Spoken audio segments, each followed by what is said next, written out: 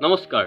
প্ৰিয় দৰ্শকসকল আপোনালোক সকলোকে স্বাগতম জনাইছো আমাৰ এটি নতুন ভিডিঅ'ৰ মাজলৈকে আশা কৰো সকলোৱে ভিডিঅ'টো চাই ভাল পাব আৰু লাইক শেয়াৰ আৰু সাবস্ক্ৰাইব কৰিবলৈ নাপাহৰিব আহক এতিয়া আমাৰ মূল বিষয়বস্তুৰ মাজলৈকে গতি কৰো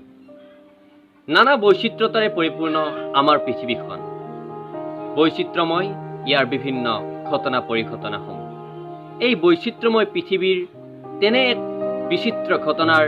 আলোকপাত আজিৰ এই ভিডিঅ'ৰ জৰিয়তে কৰিবলৈ প্ৰয়াস কৰা হৈছে আমি জানো সৌৰজগতৰ বিভিন্ন গ্ৰহ নক্ষত্ৰসমূহৰ ভিতৰত সূৰ্যই হৈছে পৃথিৱীৰ শক্তিৰ ভঁৰাল এই সূৰ্যক কেন্দ্ৰ কৰিয়েই সমগ্ৰ সৌৰজগতৰ গ্ৰহ নক্ষত্ৰসমূহ নিজ কক্ষপথেৰে ঘূৰি থাকে আৰু সূৰ্য আমি দিনত দেখিবলৈ পাওঁ আৰু যেতিয়া সূৰ্য অস্ত যায় ৰাতি হয় তেতিয়া আমি সূৰ্য দেখিবলৈ নাপাওঁ কিন্তু এইখন পৃথিৱীতে এনেকুৱা কিছুমান ঠাই আছে য'ত মাজৰাতি সূৰ্য দেখা পোৱা যায় হয় অসম্ভৱ যেন লাগিলেও এয়াই সত্য কথা বছৰৰ মে মাহৰ 12 তাৰিখৰ পৰা জুলাই মাহৰ 29 তাৰিখলৈকে নৰৱেৰ নৰ্থ কেপ অঞ্চলটোত মাজনিশাৰ সূৰ্য দেখিবলৈ পোৱা যায়